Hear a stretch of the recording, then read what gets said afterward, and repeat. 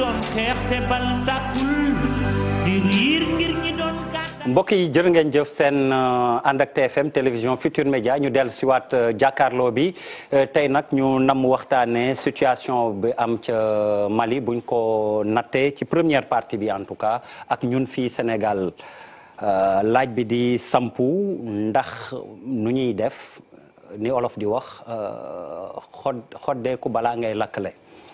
ñu am mbégte ànd ceeg professeur Lamane Mbaye gannaaw Lamane Mbaye it Serigne Mbacké Ndiaye moom it bu ñu yeggee ci deuxième partie bi di ngeen gën a comprendre lu tax mu teew si ci waxtaan wi mais surtout professeur Fary Silate Ka moom moo jiite Tabital Pulaagu Sénégal jiite it Académie sénégalaise des langues nationales jiite it Fulcom di luy yëngu ci wàllu xeet yi banqaasoo ca Afrique du Sud professeur ñu ngi lay nuyu laaj bu njëkk bi li xew Mali ñi gannaaw ba ñu massawoo peuple Mali yëpp ndax lu leen wokk xuriñu benn lañu ndax Sénégal ak dëkk Afrique de l'Ouest yi mën nañ ni on est à l'abri de li leen dal ni jamono ji jërëjëf Ablaye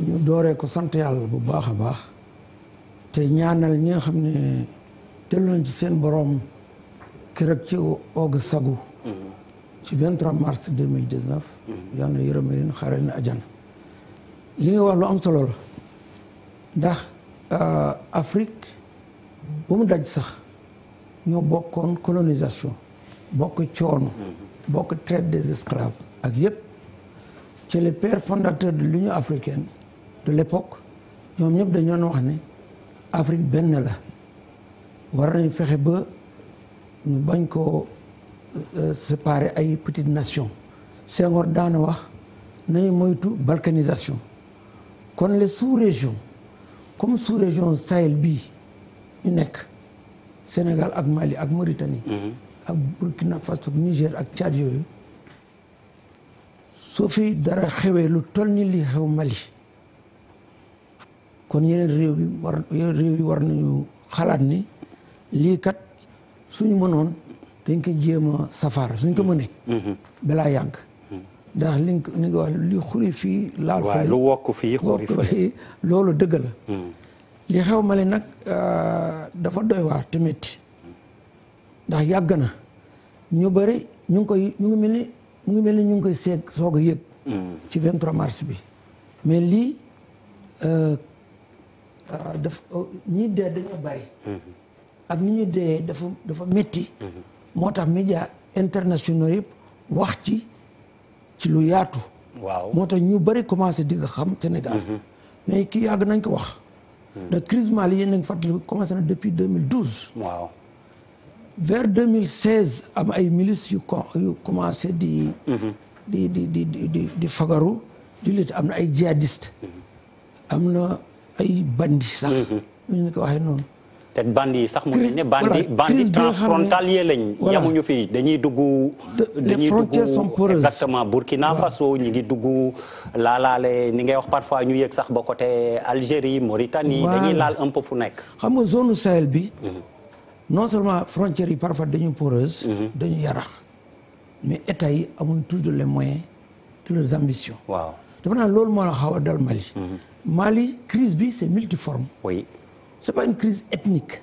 C'est pas les Peuls.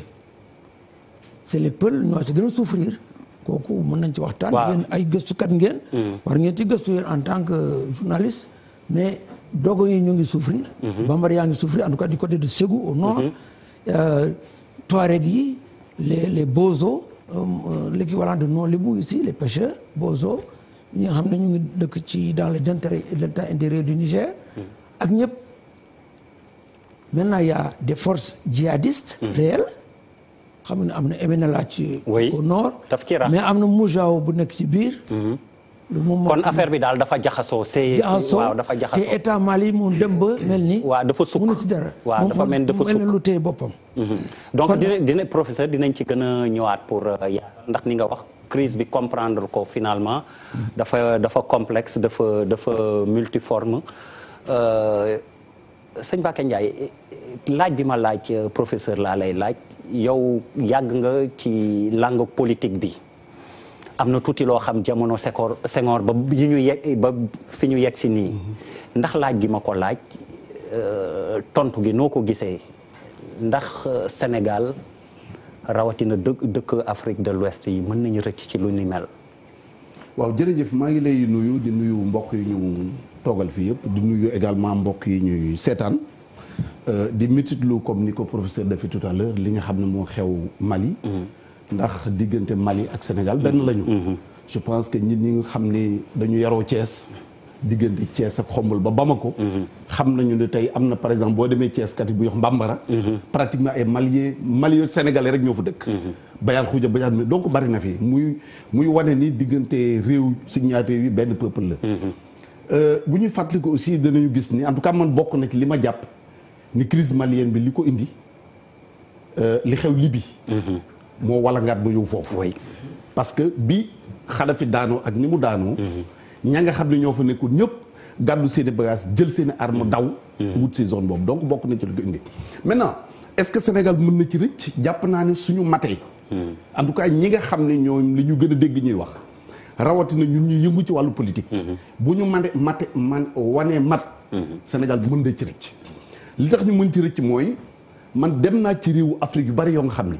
nit xalaatul jóge au nord takki jabar au sud nit xalaatu ko nit xalaatul jóge à l'est di takki jabar à l'ouest te man su ma xamee ni man sama baay yang-yang la juddoo sama yaay dëkk kaskas donc kenn mënu ma génne ci askanu pulaar bien que ñu gën a bari ci ñun olof la ñuy wax mais ku ma ci laajoon ci yéen lee loo doon boo demee sa ndey sa baay ak sa benn maam sa ñaari maam doo mën a wax ni olof nga wala pulaar nga wala leneen loolu nag du hasard.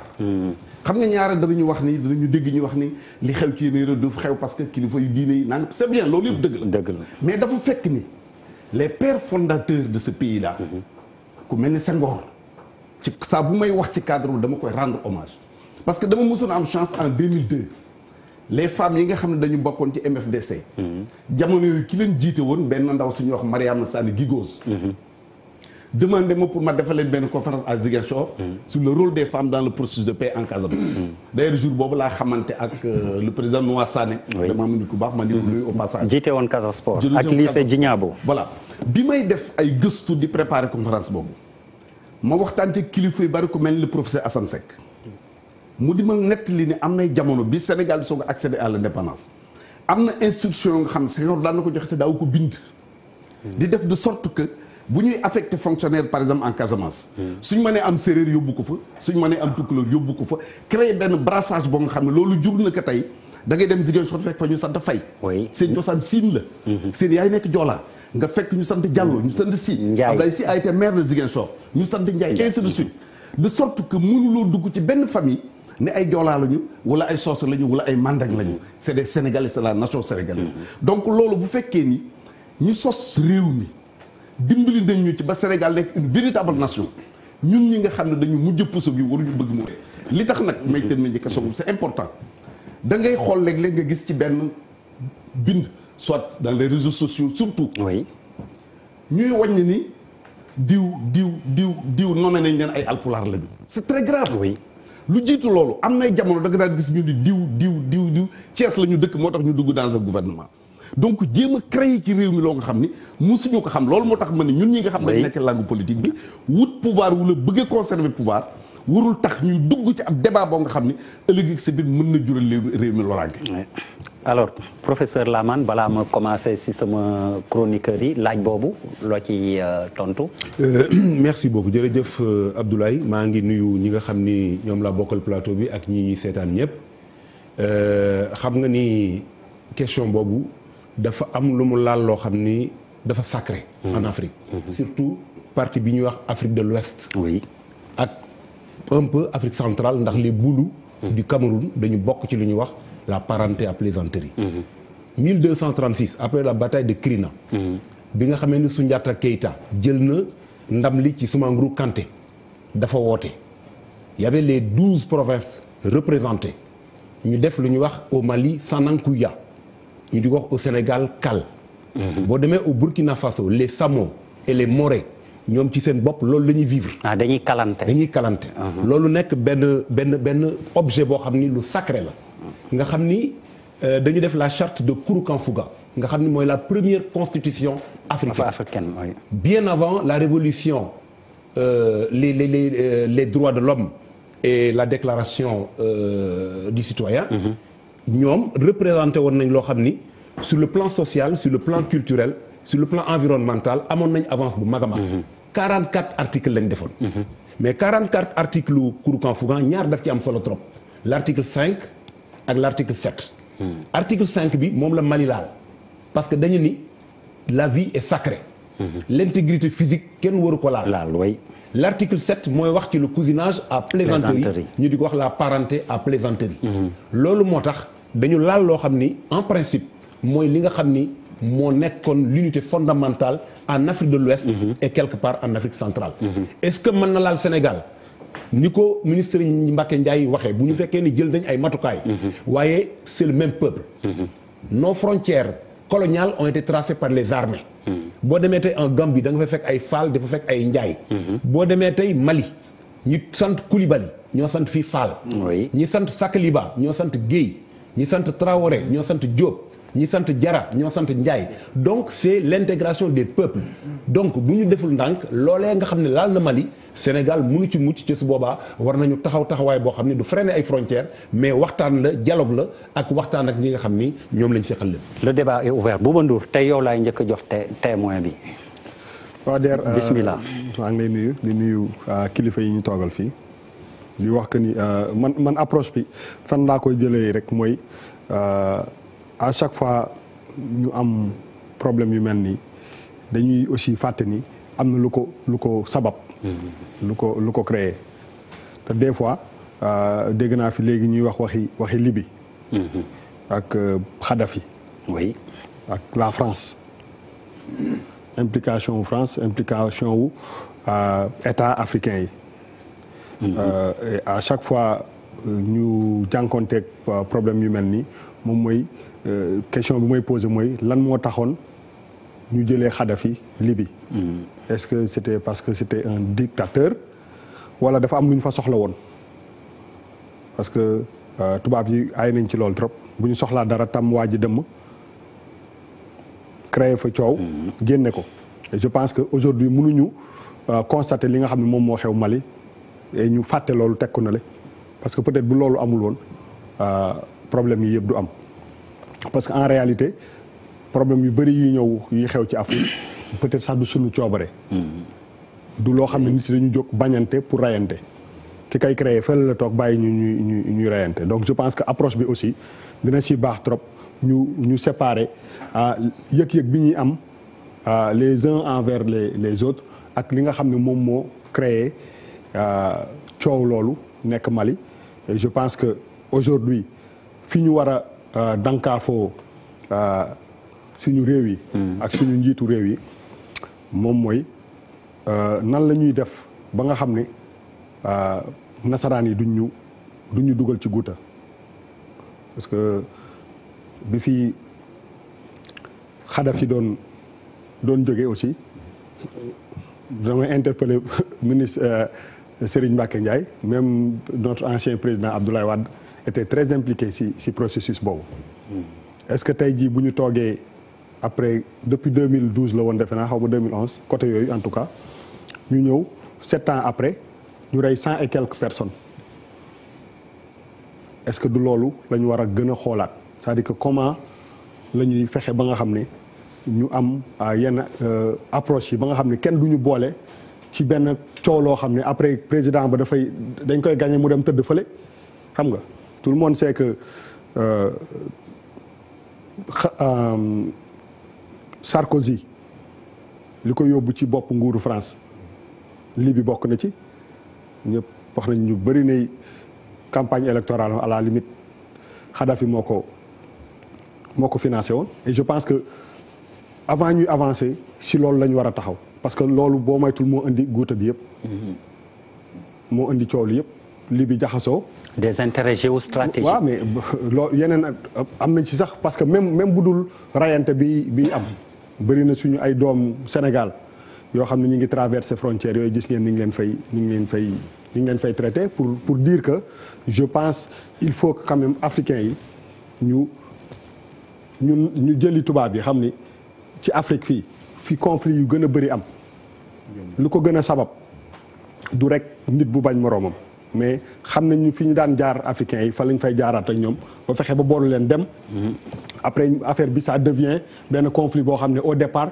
du woon loolu moo taxoon mu jóg quoi donc je pense que man côté boobu il faut quand même ñu koy convoquer pour que suñu réew yi Sénégal quand même lu ñu fi mënti wax dëkk bu stable la am nañu benn richesse moo tax du may bëgg sax des fois di attardé wu si benn déclaration bu benn nit def wala dara par rapport ak ay nomination ay affaires je pense que am nañ loo xam ne trésor la te je pense que trésor boobu nenn rek lañ ko mën a protéger mooy que ñu fexe ba nga xam ne suñu ay intérêt ñu jiital ko ba tubaab yi bañ a ñëw fi jaxasee ba indi fii ay dégâts yoo xam ne mu nga xewee Libye après léegi Mali di ko jéem a fay parce que dëkk yi ñu yor nii il faut ñu comprendre que ni tey ji président wu Mali moo ko gisee mu takk masque bi di dugg mais il est impuissant face à la situation bëriwul lu nga xam ne mën na ko ci def parce que genre conflit yu mel nii alal ju bëri moo koy xeex ak pas-pas bu bëri donc des fois aussi il faut les comprendre mais fa coow la jóge ba nga xam ni tey jii nii moom moo indi li je pense que foofu la ñu war a taxaw et puis ñuy apprécier situation yi par rapport ak li nga xam ne mooy implication wu nasaraan yi si suñu continent bi. alors Pape Djibril su ma déggee bu ba c'est une lecture géopolitique et géostratégique la def de la situation qui se passe au Mali et un peu en Afrique de l'Ouest est-ce que d'accord nga ci gis-gis boobu wala ni ko professeur convoqué à l'entame gis na ni oui c'est un peu ça aussi c'est moins ethnique que niñ ko xalaatee. di la nuyu d'abord di nuyu naataango yi di nuyu kilifa yi nga xamante ni ñoom ñoo ñëw bokk ak ñun plateau bi di wax ne bu ñuy problème yoo xamante ni bu ñu koy traversé le plus souvent su nekkoon feneen la dañuy jox ñi nga xamante ni ñoo koy aborder ñu amee ci benn hauteur bu extraordinaire nga xamante ni dañ koy dépassionné. mais buñ ko dépassionné rek dañuy nommer les choses. Je pense qu'en Afrique on ne nomme pas souvent les choses. mooy li Boubou wax léegi par rapport ak l'implication de la France dans cette affaire boo gisee pourquoi Rwanda a su faire un bond qualitatif ginnaaw bi ñu jógee ci xeex bi ñu xeex mooy dañu indexé ki nga xamante dañ ne du yéen du ñun waaye dañu am benn intrus boo xam moom moo ñëw jaxasañu gis nga taxawaay bi nga xam posture bi nga xamante ni am na ko ñun nag le plus souvent duñu tudd mbir yi ni mu demee mais dañuy am ay consensus mou yoo xamante ni à chaque fois rek ça tient sur rien du tout nga xamante ni lu gën a ndaw rek mën na ñëw basculer ko leneen li mooy boo gisee IBK fi mu ñëw nii ci Mali honnêtement da ngay xam ne le problème que nous avons wala les racines du mal pauvreté daf ci bokk ñàkk daf ci bokk mais pour man la question de la gouvernance sécuritaire aussi dafa nekk un point qui me semble essentiel parce que boo xoolee Afrique dafa mel ni rébellion yi sax ci frontières yi la ñuy juddoo parce que il y a une absence totale de l'État.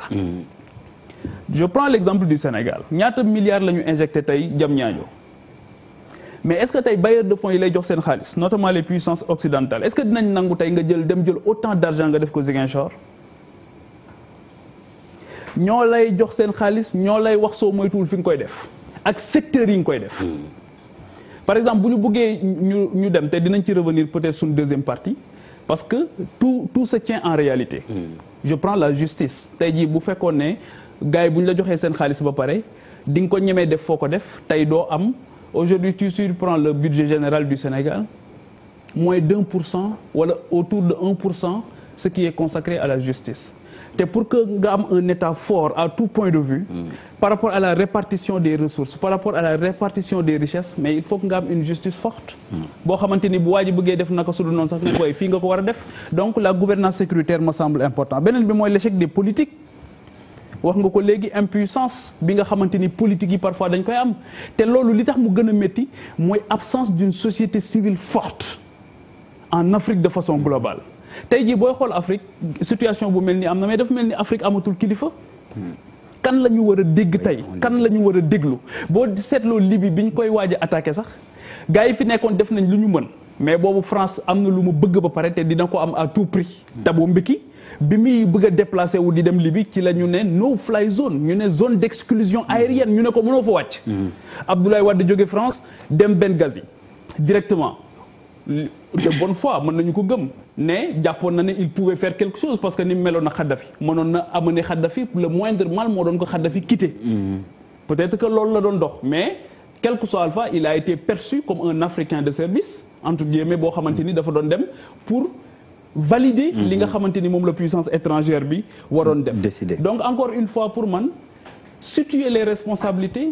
Situer le responsable qui est au box des accusés, nommer les choses et que aussi bien la société civile puisse jouer son rôle mais que sunu état yi xam aussi ne lu ci bari dañ koy gis muy ñëw te duñu ci mën a def dara ndax liaison yu dangereuses yi ñu am avec les puissances étrangères tax na xaalis bi ñu leen di jox ñoom ñooy conditionné fi nga xamante ni foofu lañ koy def donc y a une absence de l'État fi mu wàcc nii xam nga ne nee na sax dafa takk masque xamul sax c'est très facile nga ñëw def fa mbir mu mel noonu maintenant comme dit Charles souvent so what.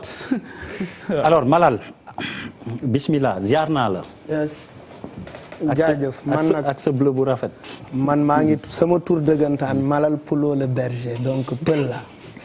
Malal almaami Talla dëkk Sinthiou Bamambé sama yaay dëkk bu ñuy wax Mbaañ ñun force da ngay làkk Haalpulaar c'est pourquoi en fait affaire bi laal na ma trop. mais pour man ce n'est pas un problème interethnique pour man c'est plus profond que ça. ñii wax nañu la faillite de l'État malien dëgg la mais c'est beaucoup plus historique que ça parce que quand même. De Gaulle dafa am lu mu mës a bind ci Fuuta li mu mës a bind ci pël yi li mu mës a wax ci pël yi mu ne parmi les populations indigènes que nous avons eu à coloniser il y a une ethnie qui n'acceptera jamais notre domination et il se trouve que cette ethnie est très répandue dans l'espace dans notre espace de colonisation. mu ne il est urgent et impératif pour notre présence en Afrique de réussir à les diviser et leur opposer les autres ethnies. Malal est-ce que du Faidherbe ba ko jiite sax. balaa De Gaulle nga wax. defe na bu dul Faidherbe De Gaulle. Faidherbe mu ne moo koy jiite. dafa nekk suñu mu ne gouverneurs yi ñoom seen gouverneurs yi. dañu war a def. cette action-là action boobu noonu dañ ko war a c'est une action boo xamante ne dañ ko war a jàppee un devoir national devoir national bi mooy ndax yaakaar na ni nee na bu ñu bàyyee pël yi fu ñu munti jaar ils vont balayer toutes les forces coloniales loolu la ñi fi na tey di wéyal di ko continuer parce que si on prend l'exemple du Rwanda par exemple xeex bi li ko indi bakkan bu gudd ak bakkan bu gàtt ñii ñoo traversé ak seeni nag fee lañ dëkk ñoom seen bakkan yi dafa gudd ñu ñëw fii gën leen tuuti bëgg a moom dëkk bi il faut que ngeen xeex loolu donc problème bi di wéy mooy la même situation au Niger mooy la même situation au Nigeria mooy la même situation un peu partout ce qui veut dire que en fait bu ñu toppee loolu lii mënuñu ko woowee massacre parce que du massacre parce que mënuñu pël yi toll nañ noo xamante ne bu jëf ju mel ni amee mënuñu ko tudde génocide mënuñu ko tudde massacre parce que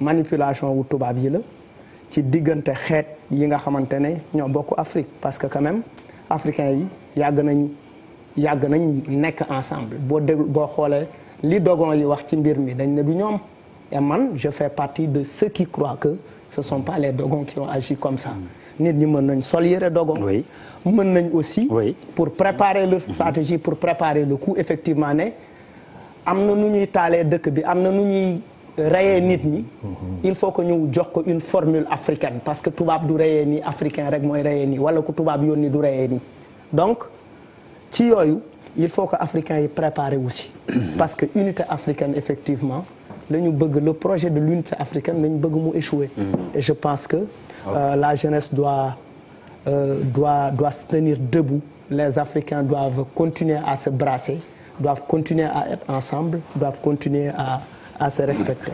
Charles Faye à toi.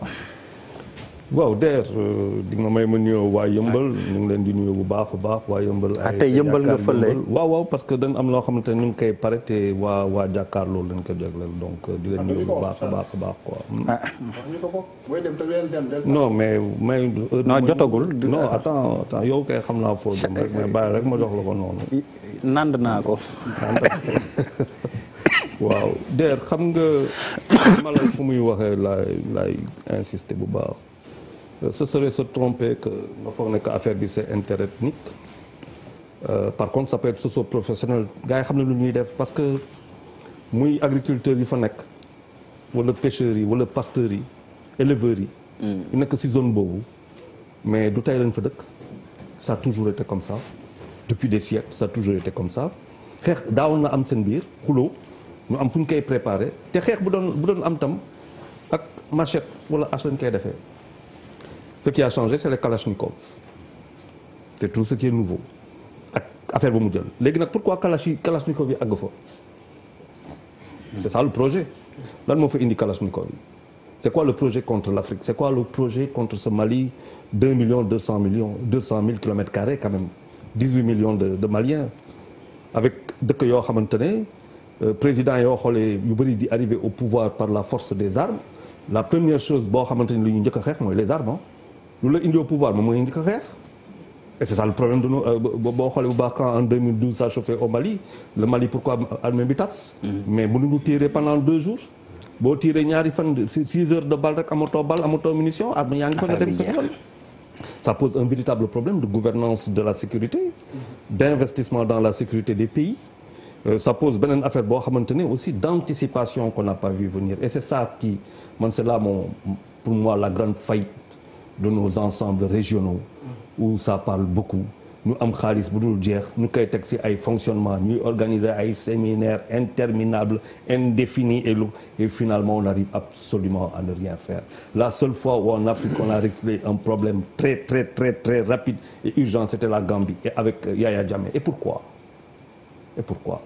avec les Gambiens qui étaient décidés à ce que le président s'en aille avec les Sénégalais après ba duñ ko mbubba lu ñu bëgg diplomatiquement mais il y avait urgence à régler ce problème-là mais géographiquement cela s'entend géostratégiquement cela s'entend c'est quoi le problème du Mali tey mais c'est difficile à gérer amuñu armée tu imagines que quand on attaque au Gossagou mais c'est à 13 kilomètres les militaires sont à 13 kilomètres ils mettent 3 heures de temps pour couvrir 3 heures pour couvrir 3 kilomètres 13 kilomètres c'est un véritable problème donc ñooñu comme Malal lu mu koy waxee et je suis totalement d'accord avec Malal parce que quand on voit ñooñu mobilette moto yu ñuy yor oto yu ñuy yor mais c'est pas des voitures immatriculées au Mali c'est immatriculé en Côte d'Ivoire xam nga Mali ce qui se passe c'est extraordinaire les gens savent exactement ce qu'ils ont fait ils savent exactement comment il fallait éclater toute cette zone-là en passant par le sud de l'Algérie parce que c'est une zone extrêmement dangereuse. waxal wolof. waaw extrêmement dangereuse. bu nekk benn foyer bu doy waar.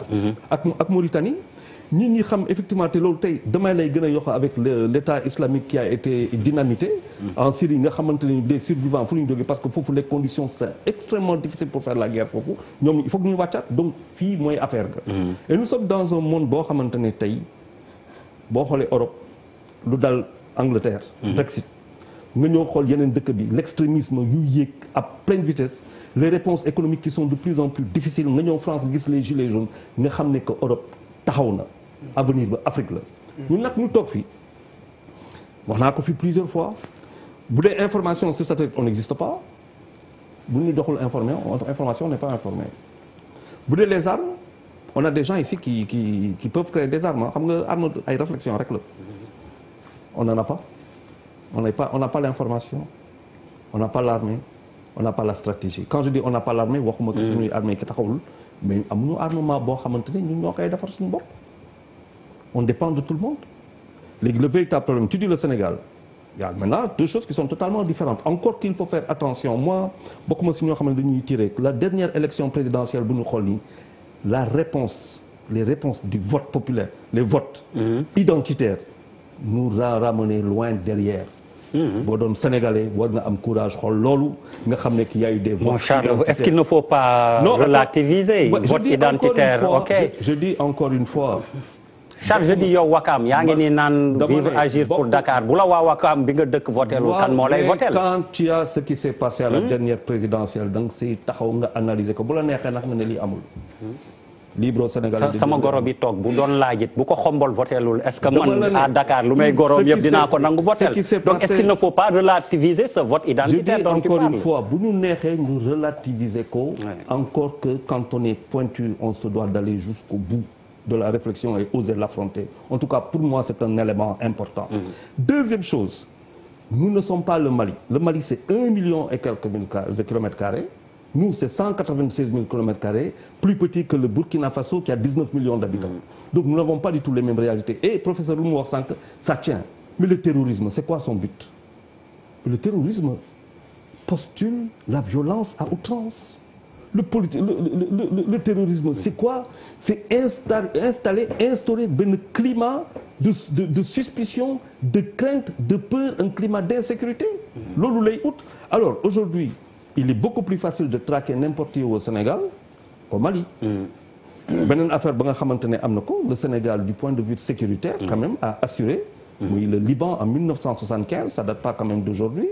Il faut pas l'oublier, on a quand même une grande culture de sécurisation dans pas mal de secteurs. Maintenant, dire que oui, nous on est tout beau, on est tout bon, ça c'est la meilleure chose à ne pas faire. Papis, oui, même si Charles termine par une note boo xam ni xaw na tas li mu wax yëpp avant bon. Ça alors si on pense qu'on est les plus beaux kay. Oui.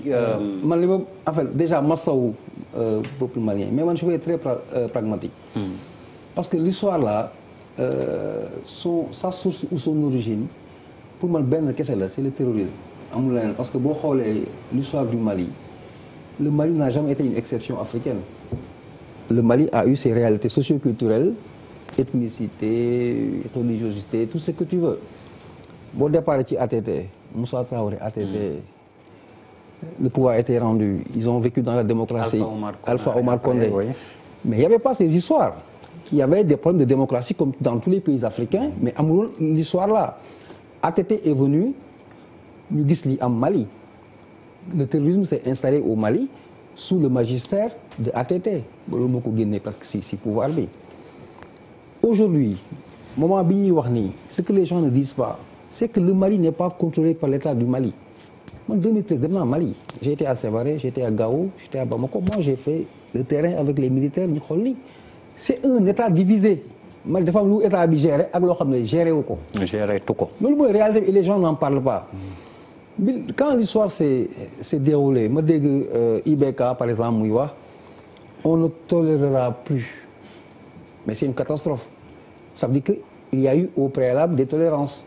On ne tolérera plus. Mais ça, c'est une catastrophe pour un président qui a entamé son deuxième mandat, qui a fini un mandat, mu fekk une situation d'insécurité, mais historique. Il n'en a pas fait une priorité.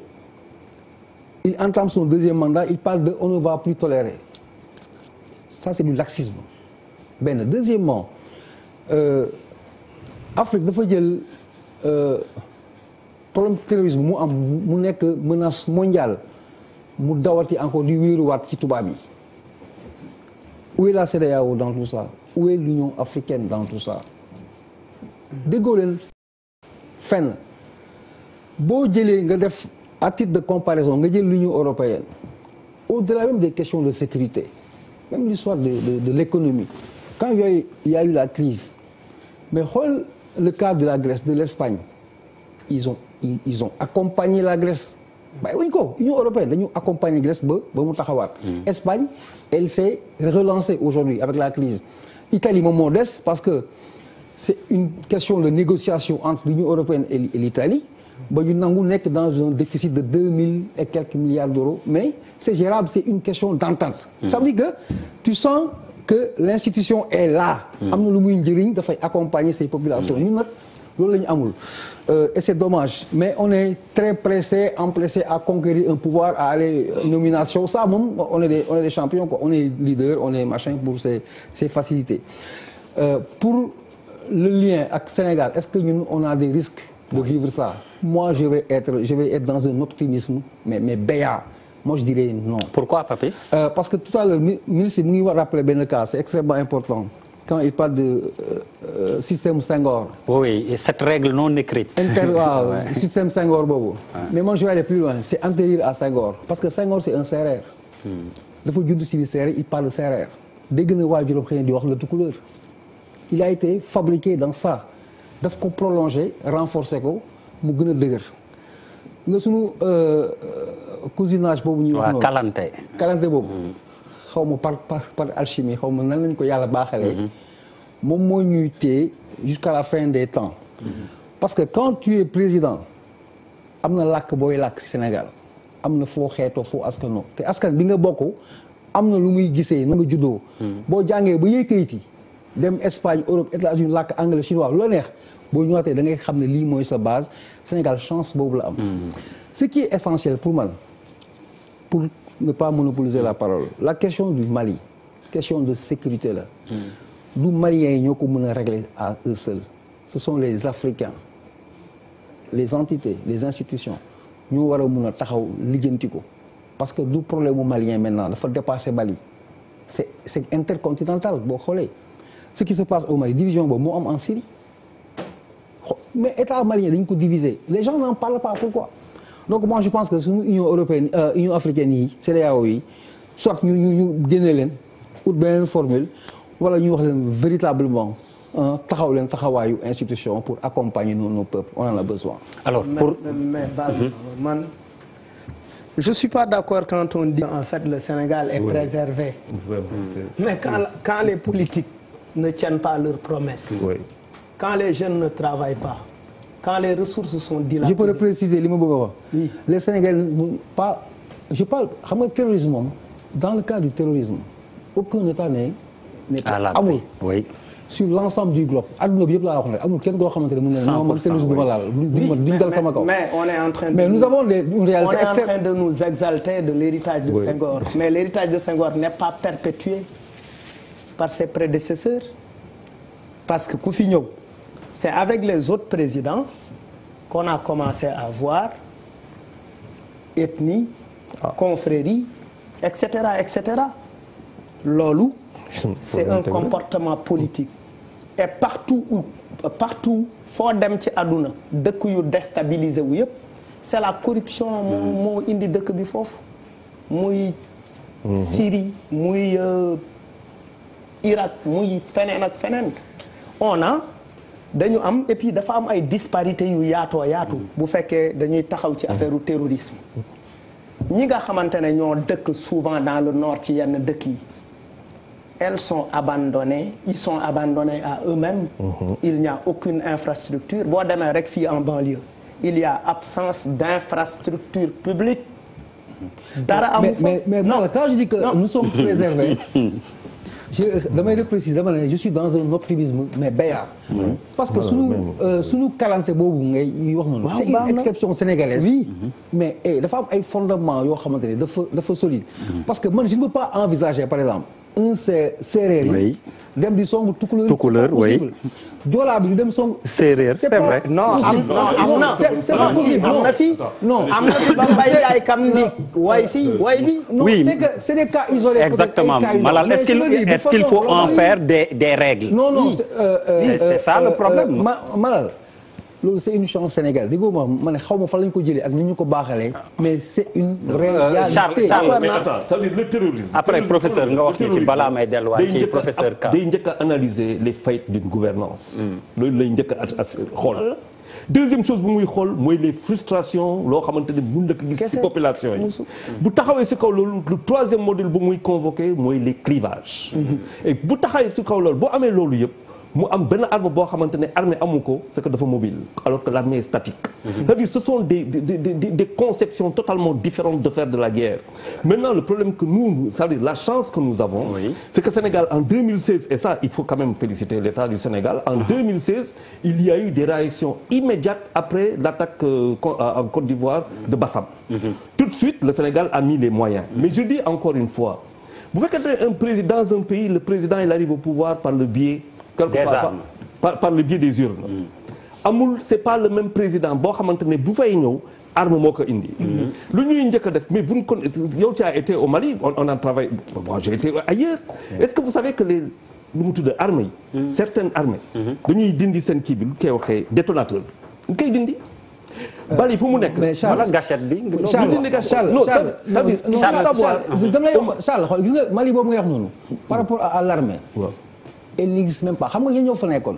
c'est les forces non, sénégalaises, non, ça veut les dire- Guinéens, c'est pas les Maliens. Non, attends, non, attendez. Ça veut dire- oui, mais attendez. Cette histoire-là, c'est pas les Maliens. Charles, s'il te Elle plaît. n'existe Ouais, mais même il faut pas. mettre- On oui. parle de terrorisme. Être là à... mais s'il te plaît s'il te plaît ma am laaj bu rek boo xam ne balaa may dem ci professeur Ka ndax d'accord nga ci li Papis wax te ñii d'accord ñu ci apparemment di ko rendre cousinage à plaisanterie bi man dama ci non dama ciy indi benn seede rek il y a 2 jours le boutiquier du coin fi ma dëkk xamul woon sax ni émission bi lii la ñuy wax dama dugg di jënd benn booy bu taxaw boutique yëpp li mu ma wax pour mu natt j'ai pas compris booy bi taxaw moo ma ne nee na nga tibb ci kii bi jox ko bon comme tu veux tout savoir ñamu xar laa doon jënd mu ne ma tibbal mu peeseel la donc dafa wax rek mu ne ko yow noppil séeréer màcc doo say buur rek a fi nekk le boutiquier étant guinéen ak bi ma jaayee ba pare booy bi ñu reetaan ak yëpp man xaw ma ko mais mu ne ma xaw ma ku créé lii c'est le boutiquier guinéen qui le dit non non s'il te plaît Charles mu ne ma xaw ma ku créé lii mais def na lu baax mu ne ma vraiment def na lu baax xoolal ni ngeen nekkee di waxtaan fi te xamante wu leen rien que ndax ni nga ko ne séeréer màcc doo professeur Lamane s'il vous plaît Abdoulaye moi je pense très sincèrement que cousinage à plaisanterie pratique sociale bu am solo la mais nag il faut que ñu di ko sauvegarder di ko encadrer dafa am loo xam ni boo ko ci defee dafay xajam en 1985 Mali ak Burkina ce qu'on appelait la guerre des pauvres laalante nañu xam nga kan moo réglé problème Sori Kanja Kouyaté c'est un griot qui s'est appuyé sur ce qu'on appelle les mécanismes régulateurs mais dafa am loo xam ni boo ko defee yaa tas loolu cousinage à plaisanterie parenté à plaisanterie dafa am solo mais ni mu am solo mooy il faut que nit ñi kenn ku nekk di bañ laal loo xam ni boo ko laalee mun a yàq leneen ëllëg exactement soo xoolee li ma wax sànq sur la charte du Kourou Fouga mais article yi mais am na ci yoo xam ni même la participation des femmes au pouvoir dañ ko boole ci seeni article dundu doomu adama dafa sacré mooy dignité dafa sacré donc am na ci yoo xam ni il faut que nit ñi aussi di ko jéem a éviter pour bañ cee daanu boo demee tey au Burkina Faso mais il y a une semaine pour le cousinage à plaisanterie une semaine la du benn bis une semaine entre les Samo et les Moré da ngay gis président de la République dafay toog sax nit ñi di wax ci cousinage à plaisanterie di ko tooñ donc boo demee chez les Peuls je parle sous le contrôle du professeur Farissi Laka on a fait le FESNAC 2014 sur le cousinage à plaisanterie la parenté à plaisanterie c'était à Saint-Louis même am na ci ñoo xam ni sur les injures lañ koy defee au Burkina Faso ca du gaañ kenn dañuy am des formes d'injures yoo xam ni dañ koy defante ca loolu lépp pour préserver la cohésion sociale la paix l'entité mais armées yi ñuy wax tey ñan ñooy intervenir au Mali le groupe des 5 mais kenn ku ci nekk li nga am doy na la boo demee Niger mais la ñu am ci biir problème doy na leen sëkk boo demee Burkina Faso li ñu am seen i problème Mauritanie terrorisme baa nga fa boo demee tey même dans la sous-région fépp terroristes yi ñu nga fa boo jëlee sur le plan international mais seen mandat définiruñ ko ñaari groupe yi bu ñu laalante mais amul paix sociale amul cohésion dañuy seetaan pratiquement autre chose le Mali a fait son histoire mais subit sa géographie Charles wax na ko sax territoire bi dafa rëy dëgg la ba pare la fa nekk ci ay richesse ay biens tubaab yi tant que teguñ seen loxo du ñu ko arrêté bi ñu demee ba gaawoo dañu ni fii actuellement pacifié nañ ko c'était pour prendre les richesses loolu kese la et apparemment le nord est devenu un no man's land boo xam ni juste avant may ñëw ci yow may ma dem ci professeur rek professeur ñun li ñu bëggoon a xam mooy vraiment lan mooy les remèdes est-ce que yéen ci ni ngeen di xalaat ci structure yi ngeen di yëngu am na lu ngeen xalaat loo xam ni mën na saafara lii non seulement li xew Mali c'est quoi la contribution ndax mooy dañu wax quand bu dee këru sa voisin day lakk nga jéem ci dara baax na ci yéen lu ngeen xalaat dans ce cadre là. waaw ñu am nañ ay idée mais bëgg naa itam ñu gérer débat sur l'Afrique. xam nga question Mali. c'est une question africaine. elle est très sérieuse. il y a des stades de réflexion yi ñu war a def. je crois. ñu nga l'empire du Ghana. oui déjà selon les chroniqueurs arabes.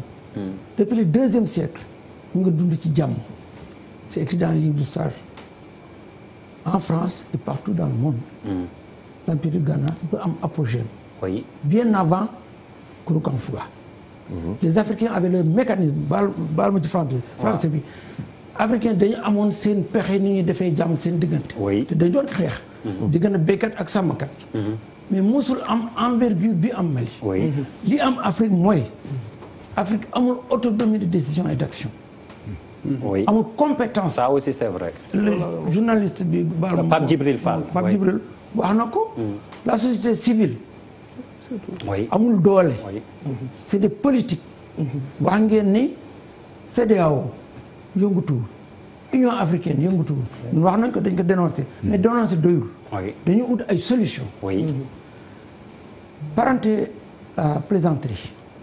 nous on appelle ça parenté plaisante. Oui. bëri na lu ko indi Afrique. pour jàmmante la woon. Oui. mooy dox ba léegi. ñun fii dañu am séeréer Joola Pël ak Wolof ak yooyu ñuy jàmmante. non seulement ñuy jàmmante Sénégal dafa am chance mixage ethnique. Oui. ñun dama jàpp ne ñu en tout cas tamit dañu jàpp ne weesu nañ ethnicisme au niveau Oui. sénégalais. tous les pays n'ont pas le même niveau. Exactement, ça c'est vrai. ndax ji nga Rwanda bi muy toj du xeex c'était un génocide. C'est pas un combat. Waaw. te il sent excusez-moi le terme il est violent il s'étripait en Kinyarwanda. dans la même langue. c'est une catastrophe pour l'Afrique. Actuellement au Mali Peul ak Dogon c'est des cousins comme Peul ak Séeréer. moi je suis presque malien je connais le Mali comme ici. Ouais. Bambara koo ci bu ñu ñaar ñett am na Jawra Peul wala Papa Peul. fi mu nekk nii à Dingue à Bandiagara. Ouais. La moitié des Dogons ont des femmes Peul et la moitié des chefs Peul ont des femmes Dogon mais seytaane dafa bari doole lii yëngal Afrique am na ku ko junj léegi dafa naan ne Charles Mille wala Mara. c'est qu'il y a des forces extérieures il est vrai am na responsabilité des Africains frontières yi ce ne sont pas des frontières africaines la géopolitique la géostratégie mais dafa yëngal li nga xam ne ñun mënuñ ko dekku mais xam nañ ko léegi su fekkee ne Mali dugg na ci lii ak ni ñu nekkoon ci jàmm am na fi temps Konaré Sénégal dafa doon admirer sax démocratie Mali. Oui, Alpha Oumar Konaré, oui. naka la def ba jékki-jékki basculer. tout le nord est coupé. Professeur a raison. léegi tout est venu donc tout est possible. Tout est possible. donc damay wax ni yàlla na yàlla musal Sénégal. loolu la ñu war a def tout est possible en Afrique parce que contrôle wu ñu dara. loolu moo ñu daaneel. duñu def arme. vous avez raison mënuñu defar arme. te ñun dañuy lebal xaalis dañuy may dañuy sarax. chinois yaa ngi fii keneen a ngi fi man bëgguma dugg ci boobu. mais suñu li ma bëgg mooy ñëw ci tontu ci nga li nga wax ñun. je te jure. benn association culturelle d'appui au développement kese la ñu. lan la ñuy def alphabétisation soirée culturelle depuis que l'association est créée. mais comme nous travaillons aussi dans des perspectives panafricaines. Oui. Absolument. Panafricaines les pères fondateurs. ku ci mel ni Nkrumah ku ci mel ni Cheikh Anta Diop. ñëpp xam nañ ko. Oui. ku ci mel ni Sékou Touré. et plus près de nous ay Thomas Sankara ak ñeneen. ñëpp nee nañ Afrique su booloo jéem a moom boppam. jéem a mënal boppam dina yàgg am ay problème moo dal Mali fi mu nekk nii ñun tuuti nañ ci ay solution li ñu bëgg. waaw ñetti chose bu njëkk bi gaaw. bu njëkk bi waaw société civile sénégalaise man ko jël position pour nekk solidarité ak Mali proposer ay solution li mu moom. waaw par exemple retour aux stratégies de gestion de conflit. ou bien appui aux populations. ou bien pression sur la CEDEAO. ou bien plaidoyer au niveau des Nations Unies. ou bien au-delà de la CPI pour identifier les coupables. faire des commissions d'enquête ak yooyu mën nañ ko. mën nañ itam ñaan Sénégal mu intervenir au niveau de l'Union africaine waaye mënuñ weesu foofu. oui. mënuñ fa weesu parce que li ëpp doole état yi. vous savez wax ngeen ni président Mali il a des problèmes. lu ci bari mënu ci dara. mënu ci dara. armée malienne mais amul doole. armée dañ ne. elle n'existe même pas. nañ ne armée malienne na war a xam nga keroog bi ñu waxee ne léegi. je te jure. décret dissoudre na Dan Amasaw mais Toloba def na ñoo bañ tant que armée malienne mënul wàcc fii sécuriser les personnes et les biens ñun nous sommes restés sur le terrain te wóolu mën a man ñun loolu mooy suñu analyse que dogon yi ñoo def mooy li Malal doon wax léegi rek am na lu ci biir professeur maa ngi leen bàyyi ba ma jëlaat oui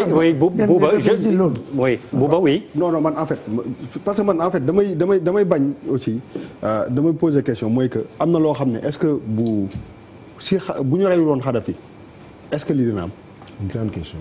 pour man question boobu la ñu war a njëkk a poser il faut pas aussi ñu indi ñu ci benn guuta ba pare ne ñu jéem nañ ko régler xam ne mënuñu ko régler c'est-à-dire que dafa amoon benn boo demee Bamako man defe naa la dernière fois bi ma demee Bamako gis naa la fa Kadhafi def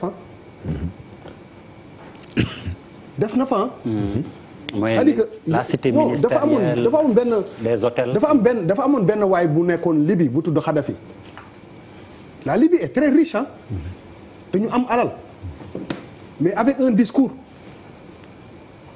ak benn approche pour fédérer pour Union africaine pour que moom parce que xamoon na ni il avait les moyens financiers pour gàddu xeex boobu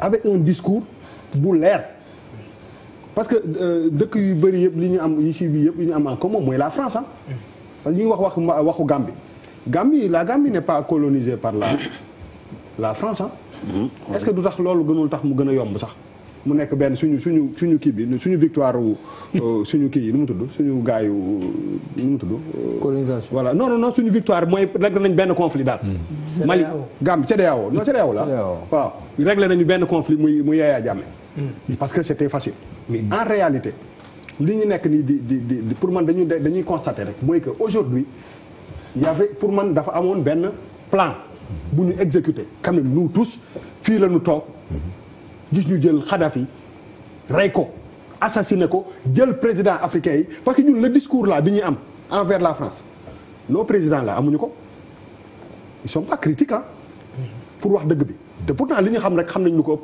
c'est-à-dire que dafa am fu mu jógee te loolu mënuñu ko omettre quoi mënuñu ko jël teg ko fële c'est-à-dire que pour man projet bi foofu la commencé parce que Kadhafi quand même quoi qu'on puisse dire am na lu mu doon woote am na lu mu doon jéem a dox te loolu la ñu dagg te loolu ñu dagg moo indi problème bi yëpp aujourd'hui ñu bàyyi ñu si benn parce que bu ñu ko bëggee kal si ay affaire ay cousin ak ay ñoo bokk ay séeréer la gàmm ak yooyu pour man le problème n'est pas là problème bi fu mu nekk moom mooy que aujourd'hui dafa am lu am mooy que dégâts yooyu ñu defoon il y a quelques années moom la Mali di subir fu mu nekk nii qu'on se dise quand même la vérité te loolu mënuñu jël rek débat bi génne ko foofu di wax li ñu séq entre ñun parce que je pense que ñun muy sénégalais muy malien problème yi ñu mën a am normalement yooyu waruñu ci bokk tout à fait fépp fu problème ay génocide ak ay affaires yooyu am mooy que tubaab bi day seet fi gën a vulnérable wala fi gën a dëgër mu dugg fa jaxase ko parce que quoi qu'on puisse dire on est des Africains dañoo non Charles bi nga dama la déglu xoolal dañu am ay Afrique dañu am vécu dañu am lu ñu dund bi suñu maam yi nekkee ba léegi dañoo jàpp takk ñu ay kii yóbbu ñu Europe dañoo coloniser donc bi tubaab nekkee tubaab africain nekk africain ba léegi ci forme yu nekk ba tey jii nii dund ni ñu ngi koy noot donc pour man mënuñu génne nooteel boobu ci lépp li tout ce qui nous arrive aujourd'hui mais ça veut dire Kadhafi est mort il est mort il n'est plus là donc qu'est-ce qu'on fait Kadhafi tout le monde sait que bu muy wax affaire xaalis monnaie unique mu indi problème quand l'autre Saddam Hussein a parlé de affaire le pétrole par rapport à l'époque mu indi problème gars yi di ko c'est-à-dire il y a des intérêts la Syrie c'est à cause tout simplement d'un passage que moo indi problème ba c'est-à-dire que tey les intérêts internationaux sur les enjeux comment dire de l'énergie le shale pétrole l'énergie renouvelable ak yooyu les stocks qui s'épuisent l'OPEP qui est en train de nous sommes dans une situation la démondialisation ça veut dire que ñun ñëpp nos états sont confrontés ay urgence tous les jours da ngay toog am syndicat fii nga toog am di tubaab bi am yeneen préoccupation yoo xamante ne ñoom pare nañ si seen dëkk mënuñu ko régler ñu xool Mali 1,2 million kilomètres carrés on va pas laisser ça s'évaincre faut se dire les vérités j'aime bien comme tu as dit on appelle un chat un chat eh bien on va pas laisser les Africains aux Africains c'est-à-dire si les Africains n'ont pas compris ça ben on peut aller dormir maintenant qu'est-ce qu'on fait par rapport à cette situation on ne peut pas defal nag der xam nga tu as 19 millions Charles, de Burkinabé. Waaw, s'il te plaît, tu as parlé pendant longtemps de Kadhafi. non olof laa wax. waaw mais attends tu parles de quelqu'un qui français est bi laa wax. 19 millions de Burkinabé. 18 millions de Maliens. ñii ñëpp ñun ñu taxaw. on n'est pas capable ñun ñu toog ñu ne dañuy sécuriser suñuy frontières képp koo xamante ne yaa ngi dugg fi ñuy ne carte d'identité électronique bu ñu def la biométrique yu demee noonu mais carte d'identité biométrique bu amee puce wax ma nga am nga am lecteur laser et tout ça tu règles tous les problèmes yu ñu am mooy que quelqu'un l'a dit tout à l'heure dafa naa papis la quand il s'agit de conquérir le pouvoir chacun tu mets sa kamtulaay kattan def lu ngay def nga jël le pouvoir quand il s'agit d'être maintenant dans la dimension nationale sous-régionale alors là les limites tu les montres et tu es incapable de faire face quand tu vas voir tey par exemple l'armée les armées là c'est quoi leurs armes c'est des FAMAS qui ne sont plus d'actualité des HK 416 attends Charles je suis désolé armée bi am armée Sénégal armement yu moderne lañu yore de il faut arrêter le populisme je parle non c'est pas du populisme je te promets non Der je parle Charles attention non je parle mais du populisme ouais c'est pas du populisme non Der je parle des armées je ne parle pas de l'armée sénégalaise qui a commandé 2000 mousquetons chez les Américains M417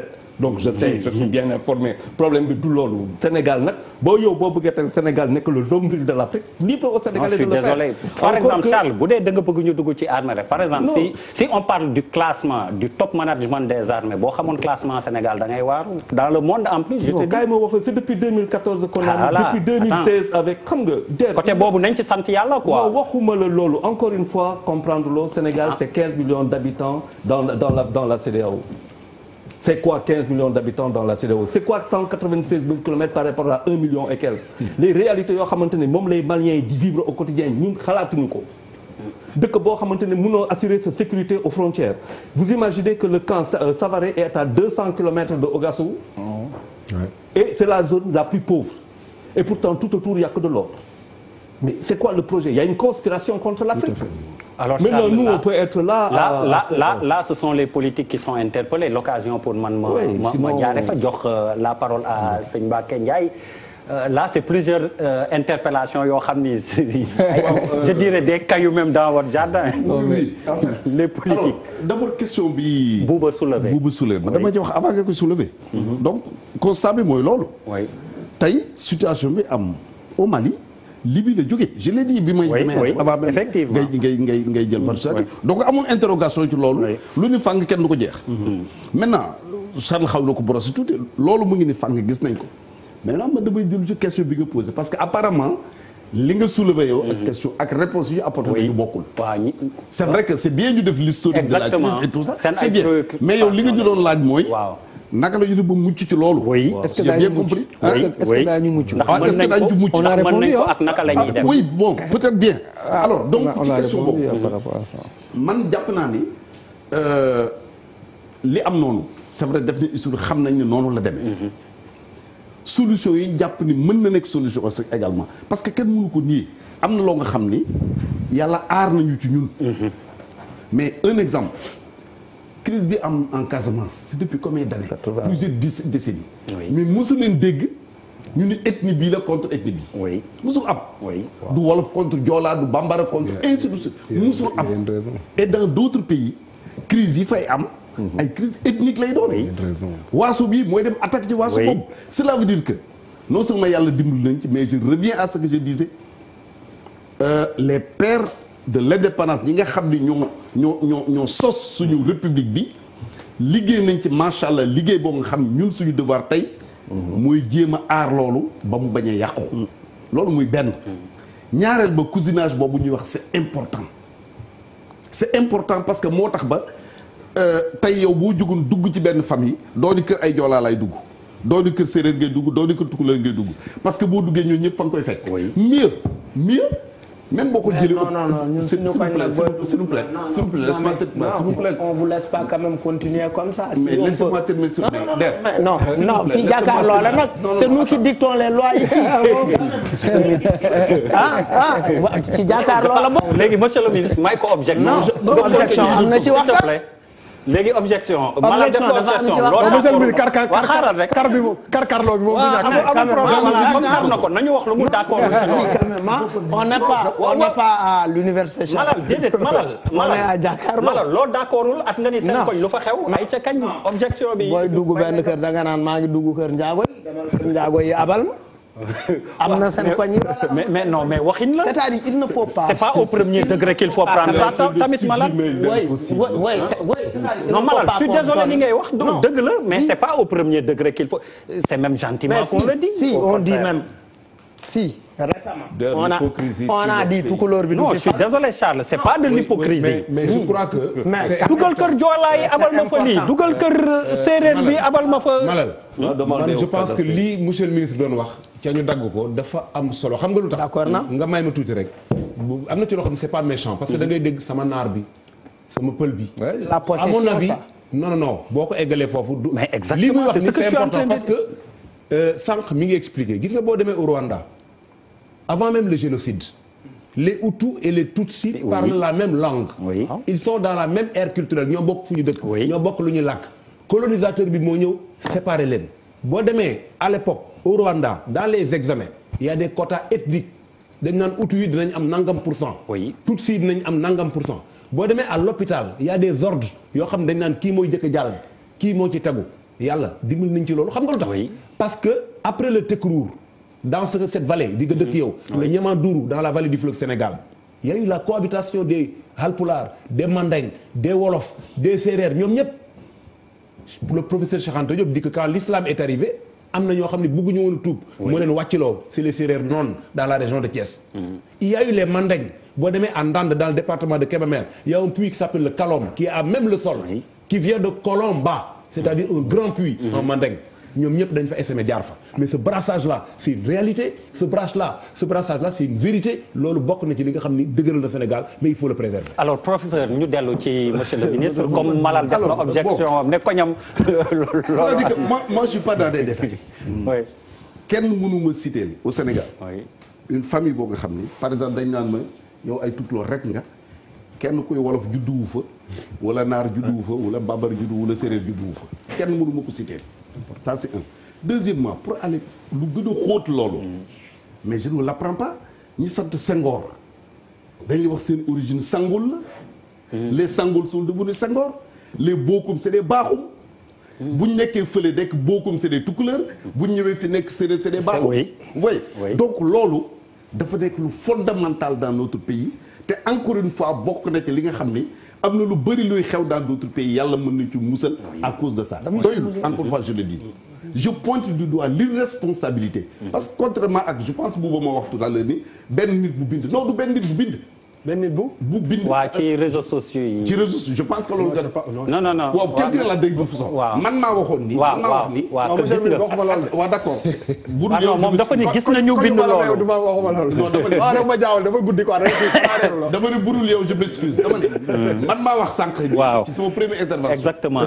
ni ay nit doon nañ bind ni diw ak diw ak diw ministre la ñu Thiès la ñu. parce que. oui dootul ne diw ak diw. tout récemment tous les jours da ngay gis ñu ne diw nommé nañ ko diw ne parce que dafa bokk ci ethnie sangam. loolu laa tudd l'irresponsabilité bi nga xam ne ñun moo tax tey ñuy wax lu mel noonu te loolu wax ko bokkul ci luy sàmm stabilité bi nga xam moom lañ am. maintenant il faut aller vers des solutions. benn ci solution yi. oui au niveau national en tout cas. mooy ni ñuy amee courage nit ki bu defee dara sur quelque plan que ce soit. ñu attaqué ko xeex ko weeje ko. ku tenir discours bu mel noonu. di wax affaire ethnie di wax affaire religion ainsi de suite di ko cadrer même au plan politique. que ñu am courage dénoncer ko combattre ko. ça c'est au niveau national. maintenant au niveau international.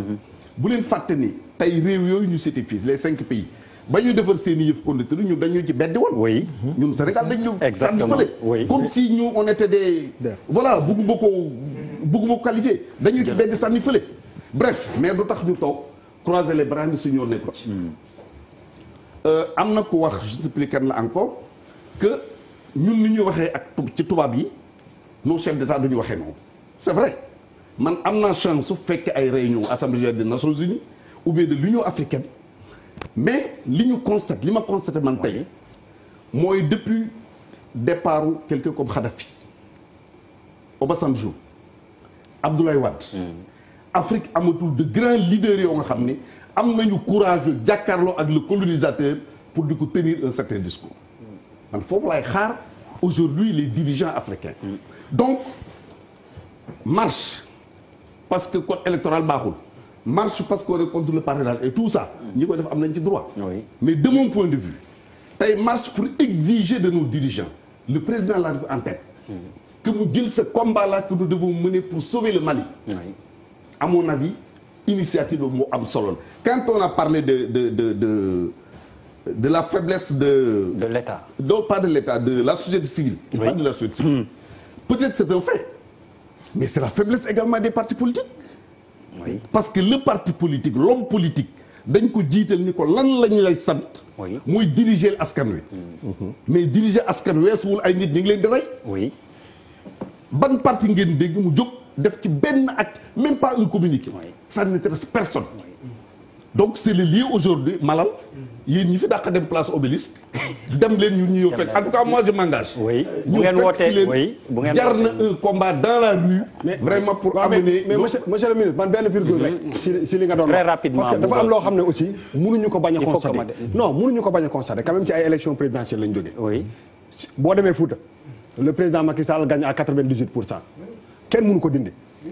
c'est parce que non bàyyi ngeen dama non wax mais non nañ ko dégg mu wax non dama ne boo demee Fouta am na ci ay zones yoo xam ne c'est 100% presque nga dem Ziguinchor est-ce que Ousmane Sonko s'il n'était pas issu de cette zone-là dina gagner Ziguinchor je ne pense pas nga dem Pur 99% des gens qui sont des militants du PUR xam ngeen ci tarixa bu ñu bokk xam ngeen ci taalibe yu ñu bokk c'est un fait c'est-à-dire que mënuñu tëj bët yi aussi bañ a constater loolu. pour être complet Idrissa Seck gagne aussi à Thiès. non xaaral rek mais je donne la réponse. non par exemple non pour vous dire que par exemple il faut pas aussi loolu il faut ñu taxaw ci ñu constater ko et am ci ay jàngat mais bu ñu jëlee ne non amul gëmm suñu bët quand même c'est bon très rapidement il répond. je vais donner la réponse. oui très rapidement s'il te plaît monsieur le ministre. loolu encore une fois bu ñu ko bëgguloo def lu bon bu ñu ko bëggula bonal. oui du lu bon. mais mën nañ ko constater attends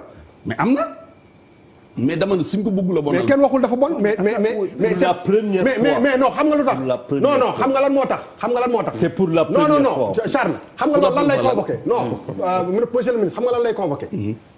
tànn da ngay tànn ndax idéologie wala da ngay tànn ndax ethnie parce que soo convoqué wul réflexion boobu c'est parce que da nga gëmm ci bët ci benn affaire. mais ma. pas forcément ethnie mais parfaitement non dama ne boo demee Fouta. président Macky Sall gagné 98% nga dem Ziguinchor Ousmane Sonko bi commencé 9 mois xaw ma 1 an gagné Ziguinchor nga dem Thiès nga dem Touba. Idrissa Seck gagné Touba nga dem Pur. nga xool militants yi fa nekk. nga war a convoquer demain. que par exemple benn chef religieux. non ara rek mën na def parti politique. kenn chef religieux laayeen non xam nga lu may bañ. ñu bañ ko quand même. taxaw wax si quelle que soit sensibilité affaire bi. mais te loolu pour man le choix kii bi appartenance en tout cas géographique bi wala ethnique bi dafa jël le dessus sur. mais monsieur le ministre tontu bi est-ce que du mooy li ma la wax. yow boo taxawoon di laaj sa waa koñ voté luñ la monsieur le ministre sa waa koñ voté luñ la. xombol voté luñ la mais à quoi bon nga jéem a préparer. mais table ji Moustapha wax benn jour fii yaa ngi toog on parlait de transhumance. ma ne leen bala ñuy wax transhumance nañu wax nan la nit ñi adhéré ci parti. wax naa ko fii boobu yaa ngi toog ci. waaw lan la nit ñi adhéré du parti. du ma ko dugal sax dans le cadre politique. Balla Gaye buy bëree waa Guédiawaye yëpp ñëw ànd ak moom. c'est pas la même chose. si non ce n'est pas la même chose. attends tu sais pourquoi c'est la même chose. non mais. Balla Gaye day bëri. c'est dommage. mais bu waxi Balla Gaye ak bëri. xam nga sooy wax dama lay déglu. waaw mais may ma loolu. léegi d'accord mais léegi may ko ñu. même bu kii bi di am du ay xale yu fo ay mag yu wax loo nga xam ni. attends c'est le ministre qui parle même. pardon ma ne ministre bi mooy wax kañ. non c'est pas question ñi fi toog ñëpp a yem mais dama ni. ay mag la yoo nga xam ne li ñuy wax. dafa intéresser askan wi intéresser le monde entier. ça c'est sûr donc même bu amee degré de. xëccoo tuuti kii tuuti. bon il faut quand même mu am beneen degré bi ci des. dama bëgg a wax ni la foo mënti dem c'est dans le monde entier amul benn dëkk booy dem dans le monde te loolu nekkul lu valable ku nekk candidat à une élection surtout à la présidence de la République ñi lay jëkk ànd ak yow mooy sa cercle bi la jege. mais partout dans le monde c'est comme ça. C'est ce qu'on appelle un peu base affective quoi. parce que man on ne parle pas de la même chose man du li ma wax. Ah donc j'ai pas compris. Non, on ne parle pas. Alors, monsieur le ministre, vous êtes assez intelligent pour savoir que je ne dis pas ça. C'est vrai que le débat est intéressant mais wuy ma depuis sànq service commercial quand même ñi ngi may tànc may leen ma rek ma dem ci professeur pour mu indi gis-gisam foofu. Et puis que je puisse aller à la publicité je suis désolé Charles may leen ma loolu je suis désolé. une seconde li ma bëggoon man damay dellu ci affaire Mali bi. waaw parce que li ñu wax fii yëpp ay waxtaan yu am solo la. waaye nag problème Mali bi. moo dama defoon ne mooy thème central bi. xam nga le monsieur Médé wax na lu am solo. mu ne Sénégal def am chance. ñun on n'a pas de problème d'ethnicité. Nous sommes tous des professeurs d'université. On a fait 40 ans de recherche et dañuy dox Sénégal dox Afrique ba mu daj. sans exception. mais Sénégal lu mu am change la. maintenant il faut le préserver. c'est ce qu'il a dit. maintenant moo tax ñun ñu ne. problème Mali. du problème Peul ak Dogon. problème ethnie Mali yëpp la ñëpp a sonn même l'armée dañu leen di reyal. Dogon yi ñuy dee fi bambara yi di dee fi kon c'est un problème africain. kon li ñuy yaakaar ci yéen. les médias. oui ak ñun ñëpp Sénégal moo ñu wane ne Afrique mën na am ay mécanismes de gestion de conflit kooku nag bañ a saxal xalaat bi ci ay xeet moo ci ñu ci dimbale. suñu duggee ci ethnicisme ñu polariser ko foofu day yàq suñu liggéey. parce que kooku c'est improductif te Afrique fi mu nekk nii soxlawul bataille ethnique. ni conflits tribaux xam nga bi Bathily jógee fële en mars dernier il a fait une conférence à la WARC professeur Bathily. Il a tiré la sonnette d'alarme il a prononcé le mot génocide. bon mais les médias waxuñu ci dara pour eux peut-être c'était pas encore grave bi loolu weesoo en juillet je crois le journal la Dakar Times indexé na France. sous forme d'interrogation. def ne génocide au Mali. Quel rôle de la France? C'est le numéro 310. donc vous voyez. le niveau que yu ma wax ñëw na. su fekkoon ne africains yi ñun. bàyyi nañ wala mën nañu jëfandikoo ci suñu pexe. kon li professeur Ndiaye wax li ministre Ndiaye wax. loolu mooy suñu ndam ñu wane ni ñun ay mat nañ mën nañu waxtaan xam nga keroog. bi Toloba di wax di bañ a déposer les armes pour qu'ils dem. mais Gina Dogon ñoom dañu ne non on va dialoguer avec les Peuls ce sont nos cousins. te solution dialogue boobu moo ñu gënal. solution des Kalachnikov et des AK-47. donc man li ñu xaar ci ñun Sénégal ni ñu defee ba yàlla maa ñu jàmm ji ñu war ko sàmm ñu dimbale waa Mali pour mu am jàmm boobu. maintenant naka lañ koy defee kooku ñun ñëpp daañu woo benn réunion bu mag. Inch'Allah. ñu dajal presse bi. professeur les organisations de l'homme ak yooyu yëpp ñu ci fàtte woo Inch'Allah ñun dinañ ci jàpp. voilà ñu waxtaan suñu rôle la. Papis vraiment oui très rapidement. ma terminer Pape Djibril ñu dem commercial. ñoom intellectuels yi. xam nga sànq dans son discours dégg nga wax panafricanisme. oui. mais compte tenu panafricanisme on en parle depuis combien d'années? Depuis combien d'années on parle de panafricanisme dara amul. Aujourd'hui pour le cas du ñuy wax ay société civile solution non il y a pire que ça le Mali a été victime d'une invasion ñu jël Tombouctou. L'ordre islamique di prévaloir dans ce pays pendant des mois. Tout à fait. C'est un pays étranger qui est venu libérer Tombouctou. Oui. Boo ko traduire dans la pratique c'est comme que le Mali était un département de la France. Où étaient les Africains? Ana intellectuels yi.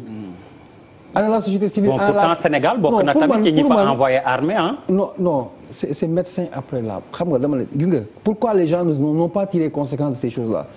ñu xaaral tey ba benn événement exceptionnel par exemple en termes de sang. oui lakk bi ñu rey ni ñu reyee quelques années après ñu ñëwaat di c'est comme si le problème était nouveau.